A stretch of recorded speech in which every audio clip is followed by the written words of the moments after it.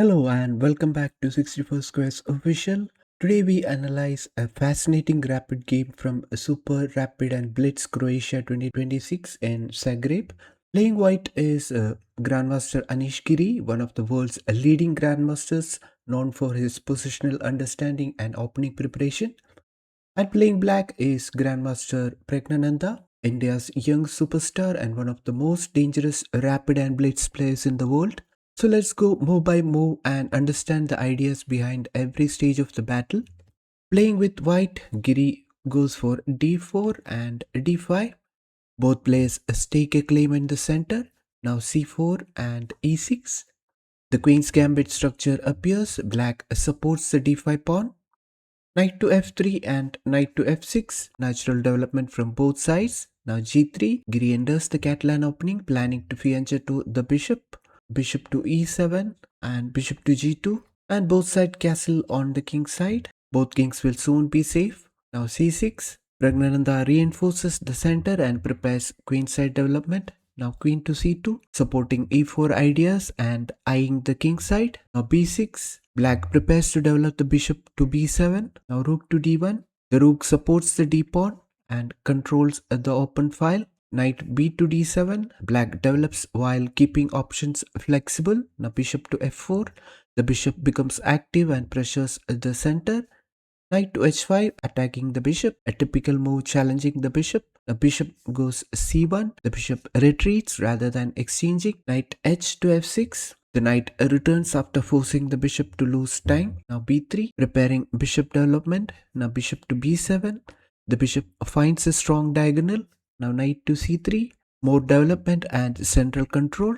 Bishop to a6, an active bishop move targeting c4. Now bishop to b2, white completes development. Now d takes c4, Praggnanandhaa decides to clarify the center. Now bishop takes c4 and bishop takes c4. Black wins a pawn temporarily and activates the bishop. Now knight to d2, attacking the bishop on c4 and seeking compensation. Now bishop to a6, the bishop retreats to safety.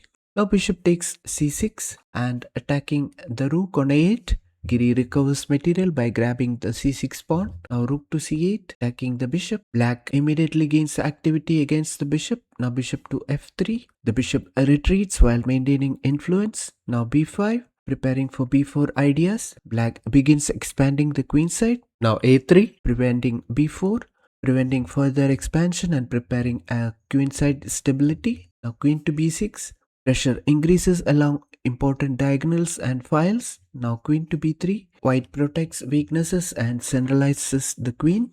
Now rook to b8, black aligns rook and queen on the b file.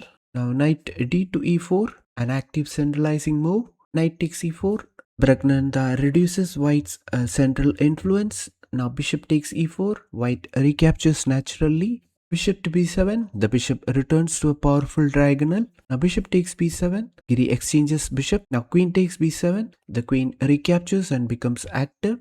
Now d5, an aggressive central push. Knight to c5, attacking the queen on b3. The knight finds an excellent outpost. Now queen to a2, the queen retreats while maintaining queenside control. Now a5, black gains more space and prepares pawn expansion. Now d takes e6, white opens the position.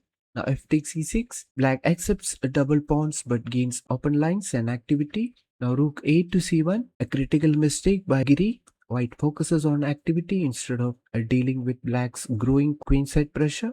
Knight to b1 was the suggested move here. Now b4, attacking the knight, a powerful advance that starts black's winning plan. Now a takes b4, this is a force move, and a takes b4. The pawn remains dangerous and gains support. Now knight to b1, white's knight is forced backward. Now b3, attacking the queen. The pawn reaches b3 and becomes a monster pass pawn. Now queen to a5, trying to attack weaknesses and create counterplay. Now rook to f5 with ideas of attacking the queen. An excellent rook lift, preparing kingside and central operations. Now queen to e1, defending and regrouping. Now knight to e4, the knight jumps into a dominant central square. And bishop to d4. This is a decisive blunder by Giri. White needed stronger defensive measures. Now e5, attacking the bishop. a powerful central breakthrough. The bishop is attacked and black opens lines. Now bishop to e3, retreating the bishop, and bishop to g5. Another attacking piece joins the battle. The coordination of black's army is now impressive. Now queen to a5, looking for counterplay. Now knight takes f2, attacking the rook. A tactical blow. The knight crashes into white's position. Now bishop takes f2. This is a force move, and a rook takes f2. The rook invades decisively. Black now has overwhelming activity, powerful threats, and a completely winning position. And it was here Anish Giri resigned the game. So even if king takes f2, then rook to f8 check, and king goes g1, and bishop to e3 is checkmate. So now let's take some key turning points from the game.